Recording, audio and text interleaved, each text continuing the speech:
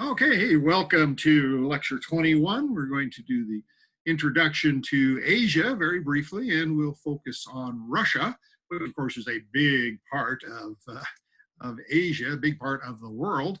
Let's take a quick look at a map here. This is a map of Asia. And you know some of this stuff already. You know some of the seas. We already talked about this being the South China Sea. We know you have the Indian Ocean over here. Out here we have the Pacific Ocean, big honking ocean. Over here we have the Sea of Japan. Okay. Sea of Japan, right next to Japan. South China Sea, south of China. Okay. So we've got, oh, and then of course up here we have the Arctic Ocean up there.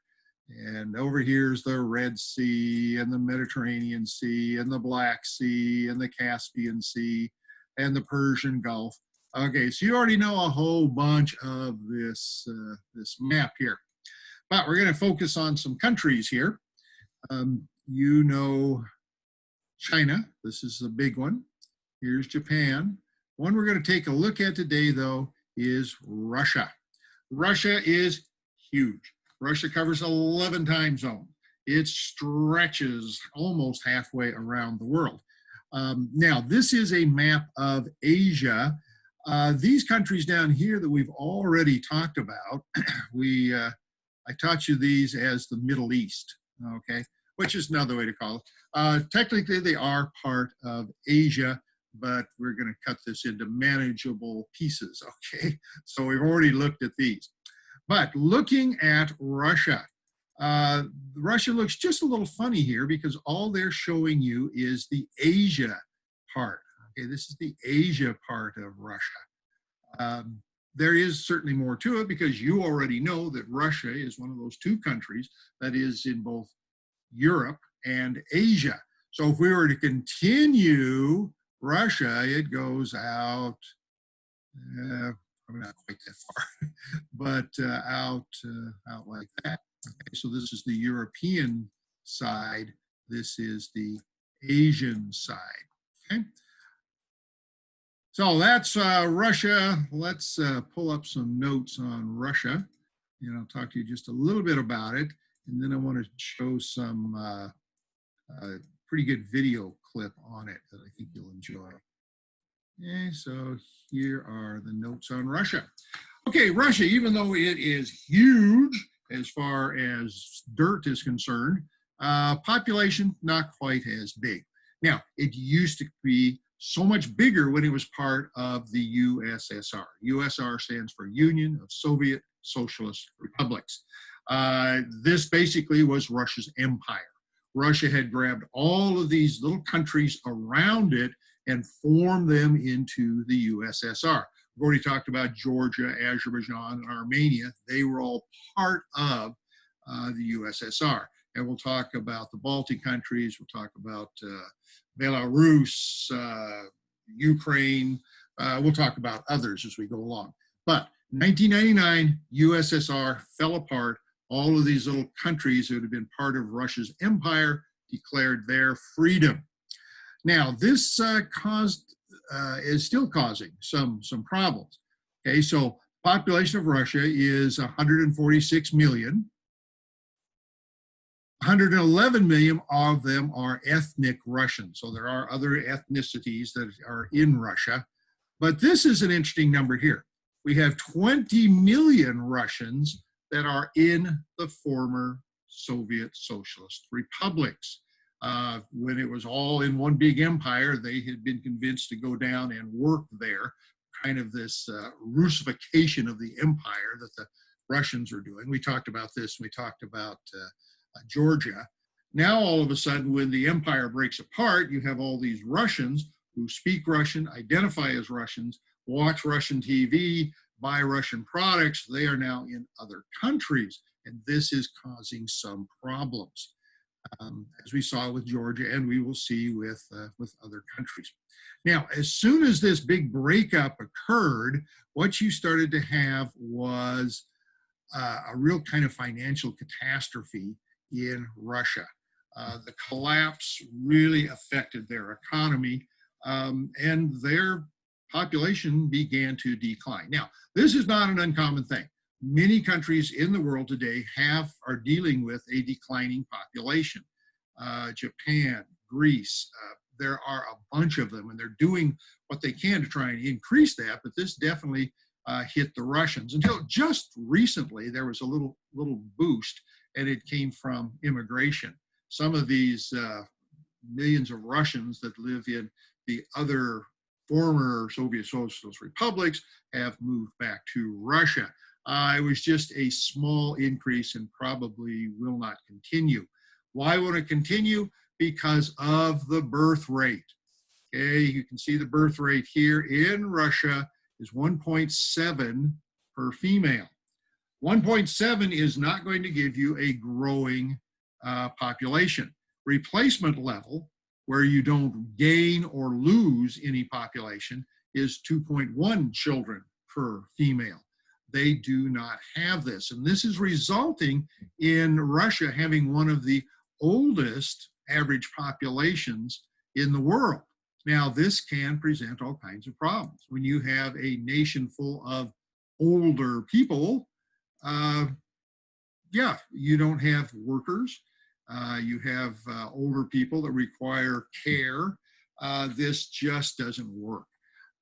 In that big breakup, you actually saw life expectancy fall in the Soviet Union to age 66. I mean, this is crazy. In a modern country where the average life expectancy is 66, that's not great. It's a little higher for females, but not much. It has since rebounded as the economy has kind of mended itself a certain amount, has rebounded to age 72. Their economy in Russia mostly involves energy exports. They have a wealth of oil and gas, and this is what largely supports the country. However, they are currently kind of headed into a recession, partially from the COVID-19. COVID-19, of course, is shutting down industries. People aren't driving as much. Gas prices have really come down. Oil prices have come down. So these low energy prices are hurting the Russians. They're not making as much money as they used to. Also playing a role is the U.S. production. 30 years ago, the U.S. was a net importer.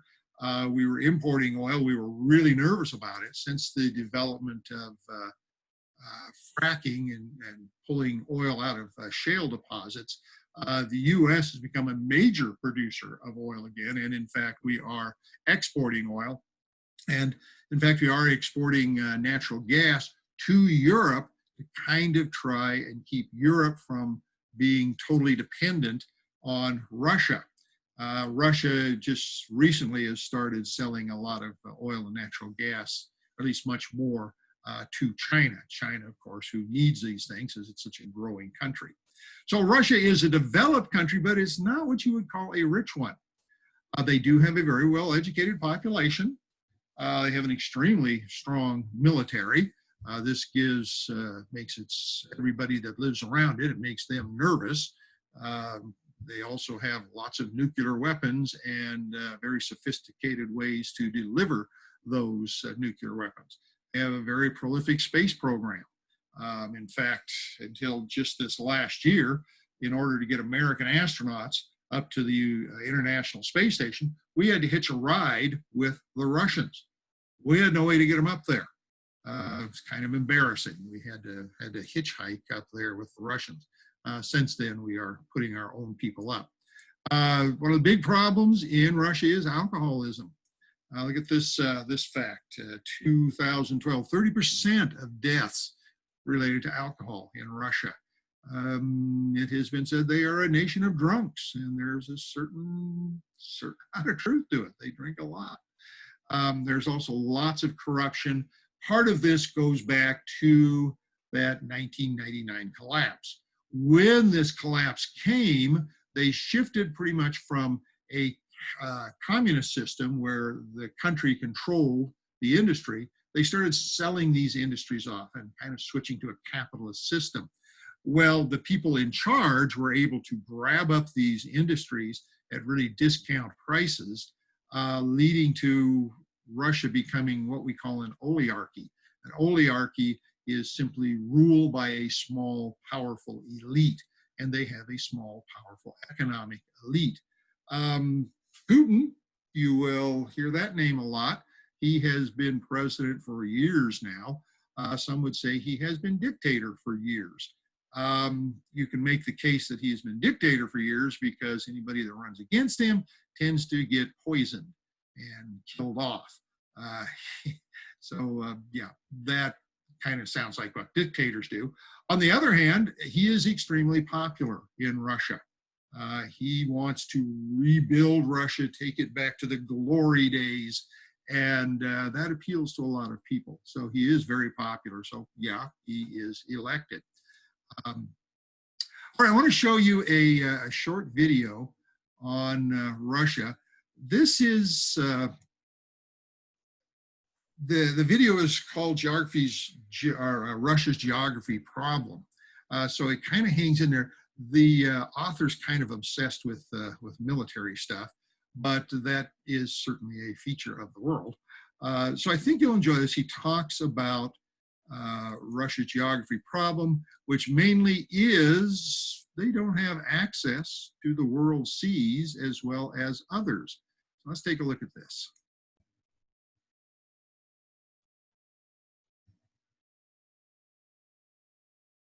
With alternate history hub and real-life lore. Russia is immense. It spans 5,000 miles across, 2,000 miles vertically, crosses 11 time zones, borders everywhere from Norway to North Korea, and is as close to Anchorage as it is to Amsterdam. It's huge, but it has a problem. A problem that can explain part of why the average Russian, living at the same latitude as Finland, Sweden, Norway, Iceland, and Canada, makes only $7,500 American dollars per year. A problem that can explain at least a portion of almost every political decision the country has ever made. Russia's geography is flawed. What you have to remember about Russia is that the majority of Russians live in Europe. 3/4 of Russia's population lives in the western quarter of the country. Therefore, as a country with a fairly centralized power system, many of its decisions go to protect the country core in and around Moscow. You see, a lot of the success of certain countries over others depends on how well its geography protects it. The US, for example, benefited hugely from being an ocean away from every large military power. The only real armed forces that could threaten the US in its infancy were in Europe or Asia, and therefore any invasion would require transoceanic supply lines, which are hugely expensive and logistically difficult, therefore weakening an invading army. On the European continent, France has a similar situation. Their northwestern border is protected by the English Channel, their western border by the Atlantic Ocean, their southern border by the Pyrenees Mountains and the Mediterranean Ocean, their southeastern by the Alps Mountains, and their northeastern by the Rhine River. The eastern half of their northern border is, however, largely unprotected geographically, a flaw Germany exploited in both World War I and World War II by invading through Belgium and Luxembourg. But the protections still did concentrate attacks into a choke point and kept it significantly more protected than other European countries. Here's Cody from Alternate History Hub to explain Russia's territorial expansion. Russia's first territorial expansion was entirely a quest for power, starting when it unified into a single East Slavic state in 882. But over time, this expanse for glory transformed into an effort to protect the core of the country. This early Russia was very unprotected and vulnerable. There was no geographic protection to keep foreigners from migrating into Russian lands. The only natural resource the fledgling nation had at their disposal was pure manpower. In the coming centuries, what was then known as the Grand Duchy of Moscow quickly expanded. By the time Ivan the Terrible was crowned ruler of the Tsardom of Russia, the country had spread its borders east to the Urals, south to the Caucasus, and west to the Carpathian Mountains. Eventually, even Siberia was conquered, which before then was an independent khanate, a territory ruled by a khan. That was Cody from Alternate History Hub. I collaborated with him to make a great video on his channel about what the world would be like if Russia had never become its own country, which I'll link in the description and at the end of the video. Now, with all this territory, Russia, or at least Moscow, had some serious protection. Siberia is large enough that no army could invade through it and make it to Moscow. The supply lines would have to be thousands of miles long through inhospitable conditions. Not only that, but the army with a 1,000 or 2,000 mile long supply line would then have to make it over the Ural Mountains to get to Moscow. Attacking from the south or west would also take an army either across water or through mountains. By the time the 19th century rolled in, Russia had truly become an unconquerable power. Countries could and can take over portions of Russia, but there is no conceivable way that a single country could fully occupy and conquer Russia. To occupy a territory of that size, a country would need an estimated 13 million trained ground troops, more than the 17 largest militaries combined. However, despite its defenses, Russia has never developed economically to the same level as some of its neighbors. Its GDP per capita is right around that of Mauritius, Grenada, and Turkey. And this, once again, can be at least partially attributed to geography. Historically, naval power equaled power. The two were synonymous. There was no better way for countries to project their power and grow their economy than to have a powerful navy and merchant fleet. Many of the most powerful countries today, the United Kingdom, Japan, and China, for example, were ones that once had the most powerful navies in the world. There's a reason that none of the 18 largest economies in the world are landlocked countries. Up until the last century, maritime shipping was the fastest way to get goods and people across the world, and it's still the cheapest way to ship goods long distance. Having good water access allows countries to trade with the world. But Russia, despite its 23,000 miles of coastline, has no significant warm water ice-free ports with direct access to an ocean. Alaska does, Canada does, Iceland does, Norway does, and Sweden too. But Russia is fundamentally limited in its maritime power because it has no easy way to access the world's oceans year-round. The port of Novorossiysk is ice-free, but its throughput is limited by the depth and size of the port. St. Petersburg also has an important port, but it freezes for many months of the year. On the Pacific side, ports like Vladivostok also occasionally freeze during the winter, but the ice is not the biggest problem with these ports. The biggest problem is that their access to the world's oceans is all through choke points controlled by either NATO countries or NATO allies. To get to the ocean from Novorossiysk, you need to pass through the Bosphorus Strait, which is controlled by Turkey, a NATO country. To get to the ocean from St. Petersburg, you need to pass through the Danish Straits, controlled by Denmark, also a NATO country. And to get to the ocean from Vladivostok and many of the other Pacific ports, you need to pass through the Sea of Japan, which is controlled by Japan, a close ally of NATO. If Russia ever decided to attack a NATO country or ally, their access to the world's oceans would be restricted by these NATO countries, because the NATO treaty includes a mutual defense pact. If one country is attacked, all respond. This would cripple both Russia's navy and economy. Now, back to defenses. There's one major flaw to Russia's geographical defense system: the Northern European Plain. Whereas every other border has a geographical defense preventing easy invasion from a foreign army, this completely flat plain just acts as a funnel, easily bringing an army from Western Europe right up to Moscow. While a large part of the Soviet Union's motive to expand into Eastern Europe was to spread the socialist revolution, Stalin still believed that he needed to create a zone of buffer states in order to defend against the threat of the USA and its allies in Western Europe. With its influence over all of Eastern Europe, the USSR had both manpower and political power to keep the West far from Moscow. Since the fall of the Soviet Union, Russia has continued to strive to keep political power in the region. Out of the 15 states that emerged, 12 joined the Commonwealth of Independent States with Russia, essentially aligning them politically with Russia, while 3 joined both NATO and the European Union: Lithuania, Latvia, and Estonia. That means that, on paper, Russia still has a strong political buffer between it and Western Europe. The Russian exclave of Kaliningrad and the countries of Belarus and Ukraine covered almost all of the Northern European plain. Not only that, but Russia used its influence in Ukraine to sign a long-term lease on the warm water port of Sevastopol, which greatly expanded the naval capabilities of Russia's Black Sea Fleet. Except, Ukraine as a whole progressed to be more and more pro-European in the decades following the fall of the Soviet Union, which was a major reason for Russia's invasion of Crimea. While on the surface, Putin might have claimed Russia's invasion was to save the Russians of the area from the increasingly westernizing country, the annexation of Crimea was in reality a strategic imperative to keep the warm water port of Sevastopol. A Ukraine that was friendlier to the West likely would have ended Russia's lease on the port, so in Putin's mind, he needed to invade Crimea in order to prevent a crippling blow to Russia's ocean access.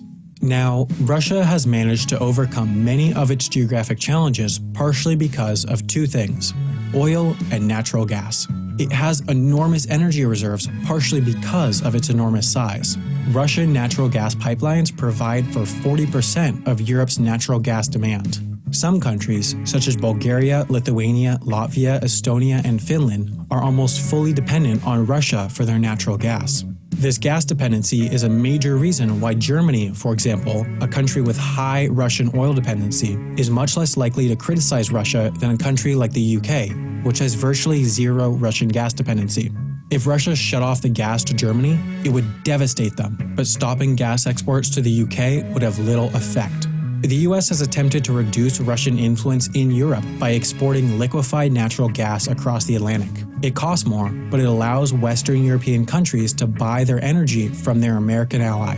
Now, none of this discussion of ports and power is to say that if there was no Norway or Sweden blocking the way to the ocean and the water was a bit warmer, Russia would be the Sweden of the East. Saying that would be foolish. Geography does have an enormous influence on human development, but it doesn't determine it. Much of history is defined by chance, not circumstance, because, in the end, reality is just a confluence of chance and circumstance.